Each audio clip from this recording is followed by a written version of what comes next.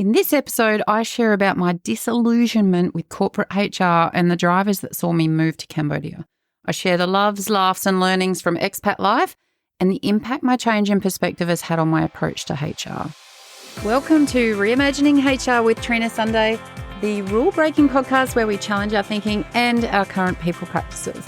This podcast is for time-poor HR teams and business leaders who are feeling the burn, lacking laughs and not feeling the love. I'm Trina, your host, and I'm here to cut through the BS, explore different ways of thinking and create high-impact HR functions, because happier, healthier organisations are better for our people and our bottom line. So if you are keen to flip traditional HR on its head, hit the follow or subscribe button so you're the first to know when new episodes drop. I'm here to help and also to shake things up. So let's get started. I don't think I'll ever start a podcast with a Bridget Jones reference, but Bridget Jones and Edge of Reason just came into my mind. You know, the movie where she ends up in a Thai prison? Not because I ended up in a prison, but I'm channeling the narrator voice from Sit Up Britain in my account of Cambodia. So Cambodia, the kingdom of wonder, enchants with ancient temples like Angkor Wat, vibrant markets and lush landscapes, its rich history, warm hospitality, and resilient spirit captivate visitors, offering unforgettable experiences and endless discoveries amidst a tapestry of cultural treasures and natural beauty. Sounds like a travel campaign, right? Pretty bloody good one at that. But in reality, that travel experience may in fact be marred by issues like poverty, overcrowding at tourist sites, scams, occasional safety concerns, and challenges with infrastructure and sanitation. Not to mention a recent history that can be so confronting that it can be difficult to process. So why would you go? Why did I go? I mentioned in my last episode that I'd been working in an organisation driving culture change for a CEO and exec who did not particularly care. I'm pretty sure I described the work as soul-destroying at the time. It was a toxic environment that was dysfunctional, it lacked communication, it fostered mistrust, and the exec team were prioritising personal agendas over organisational goals. It was outright thwarting productivity and impacting morale in the process. It was awful. I was extremely unhappy, but I'd convinced myself that I was covering it well in front of my team. This little 360-degree feedback profiling, though, quickly blew that theory out of the water. I swore there'd been a mix-up with the results because as an OD specialist, I did profiling assessments pretty often, and I'd done this particular one before, and it didn't look anything like me. There must be some mistake. Although, to be fair, my own self-assessment didn't look a lot like me either. And the impact of that situation and the environment I was in was really clear to see. So I reached out to a really trusted consultant to independently debrief me on my results, so I could make sense of them. And after sharing with her my goals and ambitions in life, she broke all the coaching codes. And she just turned to me and she just said, "The fuck are you doing here?" And I was like, "What?" I couldn't answer her. But in reality, what was I doing there? Like, it didn't fit. My values, it didn't fit my ideals. And being there was meaning I was trying to contort myself into something that I wasn't, and it was taking a toll. And the team were onto me. So I took pause to reflect. I owed it to myself to do that more than anyone else. Now, I knew that Cambodia was a happy place. It always saw me return rejuvenated and reinvigorated for life. It energised my soul in a way that nothing else did here in Australia. And it gave me the boosts I needed to be resilient for the year ahead. You see, I'd been doing annual volunteer trips to Cambodia, so I knew the impact of working with the Khmer people and, what I could do in that space. So I started to look for pro bono consulting opportunities so that I could lend my knowledge and skills in a more meaningful way. And while doing so, I stumbled across an expired ad on LinkedIn for an organisational development manager. So I reached out to the international charity and I offered to support them with any remote consulting if they needed any assistance. And the contact person asked if I was keen to chat and explore the idea of moving to Cambodia for a couple of years. I told them they were crazy. Like in my mind, it was booming in Western Australia. I was at the top of my career and earnings, and I was in the process of doing a property development. That's a lot of money going out and no money coming in. There was no chance. But I figured, there was no harm in having a chat, right? Just to find out a bit more. So I did. I was intrigued. So I figured, well, there's no harm in doing the math, just to find out if I could survive the 2-year term financially if I did it. All things being equal, it looked like I could survive it, just. And then I turned on the TV that night as I considered this crazy move to the Kingdom of Wonder. And on the project that night, just as I turned on my TV for the first time, was Scott Neeson, the founder of Cambodian Children's Fund, which is where I'd been talking about going to work.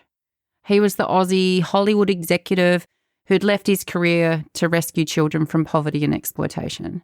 Who's providing education and healthcare and giving them hope for a brighter future.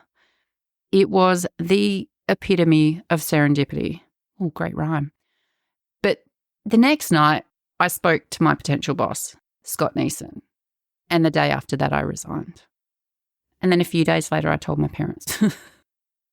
And 5 weeks later, I was living in Phnom Penh. It was 2014, and life as I knew it had been turned on its head. In the 2 years I worked at Cambodian Children's Fund, I was nothing short of impressed at the programs, the passion, and most of all, the people. Extraordinary people, united in a common purpose to transform lives. And I was so honoured to be a small part of it. And I still am, as an active sponsor and an advocate for young girls who have faced unimaginable challenges. My heart will always be in Cambodia because those girls are in Cambodia. When I finished my 2-year contract with CCF, I wasn't ready to return to Australia. So I remained in country and I started freelancing in Southeast Asia and Australia.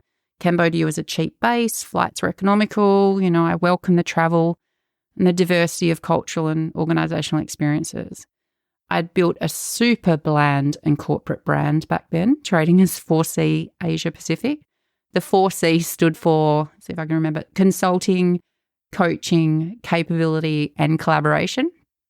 The latter picked up all the random projects that were off brief, yet captured my interest. Things like street art tours and female empowerment.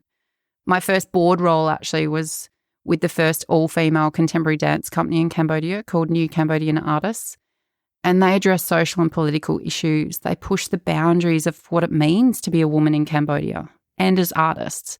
Their storytelling is super powerful, and with the guidance from their Dutch creative director, Bob, they have created something truly incredible, a space for storytelling and sisterhood and solidarity. But it's come at a cost. They've been blacklisted in Siem Reap, so now they're taking on the capital, and it's been phenomenal to see their work recognised internationally, and I am in awe of their aspiration to create more contemporary art pieces to challenge gender-based norms. It is so inspiring. I'll share their details in the podcast notes, but think bold and provocative productions tackling societal taboos and political realities. They're brave and talented women making a real difference to the artistic landscape in Cambodia. And you might wonder what all this has got to do with HR and what is she on about. But the systems that create and support gender biases are alive and well in our organisations. Yet somehow we continue to try and fix women. There's something to be said for biases and corruption that's visible. You see it for what it is, you can tackle it, you can see how to address it. But when you're in a country or an organisation where we don't acknowledge social issues or organisational issues as openly, how can we collectively work to address them? That's our opportunity. Living as an expat in Cambodia shifted my whole perspective on life in a few different ways. The first would have to be obviously around the cultural richness. Experiencing a vibrant culture, so different from your own, just broadens your understanding of diversity and tolerance. It fosters this connection and enriches your experiences. You've got deeper understanding and empathy. But it's also, it inspired me to have kind of a really profound sense of belonging amidst all of these differences. There was an inclusivity and a welcoming nature to the expat community where it's like, you're isolated, let me bring you in.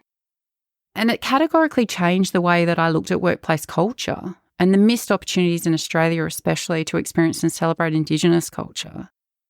An obvious one as well would be around economic disparity. Obviously, witnessing varying levels of wealth and poverty gave me gratitude and empathy and altered my look on materialistic possessions and privilege. The bogan in me is always rated a Commodore over a Porsche, but the level of waste we create and throw away in the Western world is mind-blowing. So I'm not really impressed by people who flaunt their wealth, especially fast cars. But there's a repurposing and resourcefulness in developing nations that is so impressive to watch. And to be honest, I met some of the richest people in the world in my time in Cambodia. Obviously not the Khmers. It was people coming globally to Cambodia to make a difference. And for these really special people, some of them who are the most wealthy, you wouldn't even know they had a dime. They were quietly using their wealth to change lives. They were flying under the radar with no expectation of fanfare or fuss. They just wanted to use their wealth for good. And it fundamentally changed my perceptions of rich people, who until then, to be honest, I judged pretty harshly. I'm now not ashamed to say that I want to create significant wealth because I know how much more of a difference you can make if you have it. And in my work with Cambodian Children's Fund, I watched them transform thousands of the most impoverished kids into tomorrow's leaders. They were taking kids living on rubbish dumps in Steng Menche and giving them education and food security, healthcare, shelter, opportunities. And they've been doing it for over 20 years now, having been funded by Scott Neeson in 2004. And together with his country manager, Kram Sokchanern, they have built and manage a holistic care model that addresses all the barriers that keep the kids out of school. It's game-changing, and being a part of changing lives is life-changing. And many of the staff had come through CCF as students. They'd come from nothing and then chose to give back as teachers and employees in their chosen fields. And it's my appreciation for serving others that was fully realised in my time in Cambodia. I would undertake kind of staff leadership development training or do different initiatives, and often I'd get back to my desk and there would be emails waiting for me that were just filled with joy and gratitude, with some telling me that working with me had changed their lives. I'm not very good at taking compliments, something I'm working on, but it is very humbling. And so when you then look at your time delivering forced leadership training in Australia, you're often faced with ego, and sentiment like, I've been a senior manager for over 30 years. What could you possibly teach me about leadership?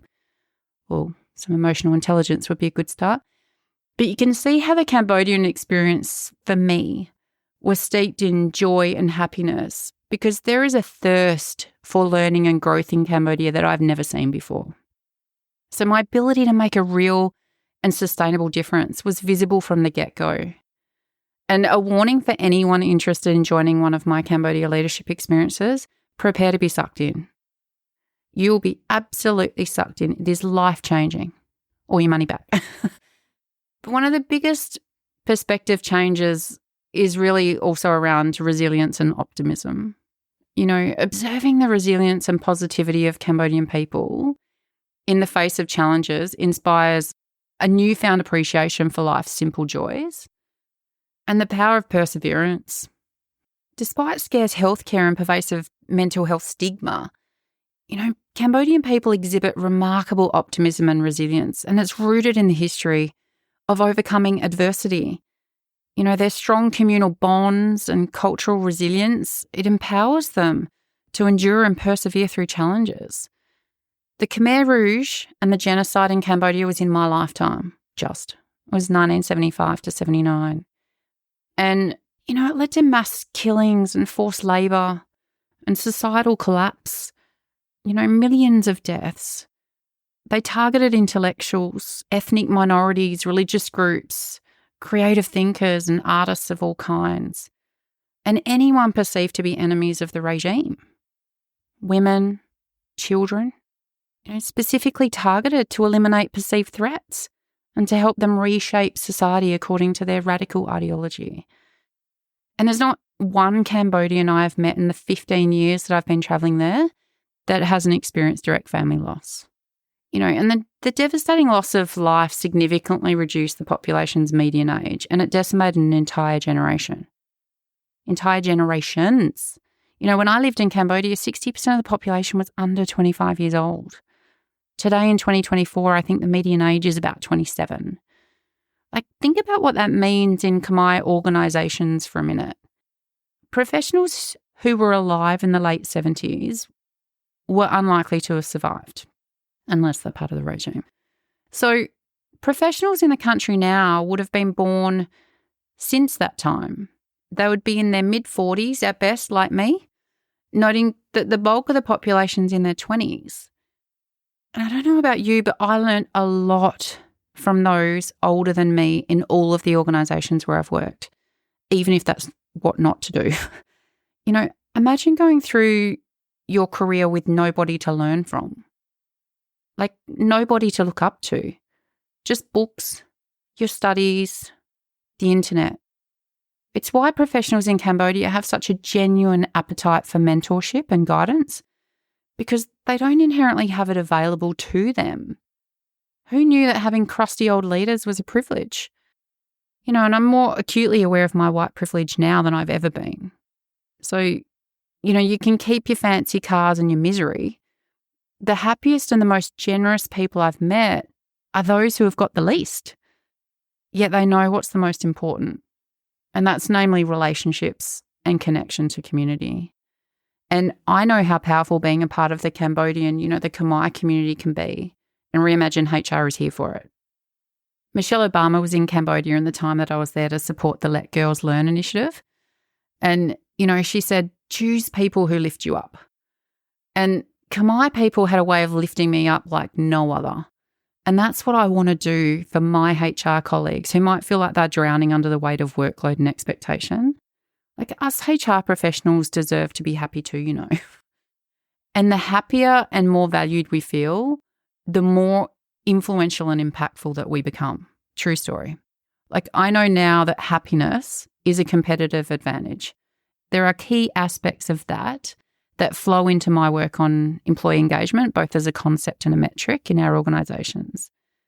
And I'm not talking about the happiness indices either. I'm talking about leaning into the research and the work on happiness and the principles that fuel success and performance at work. You can check out Sean Achor's book, The Happiness Advantage, if you want to unpack it more. But we're always told to work hard and you'll be successful.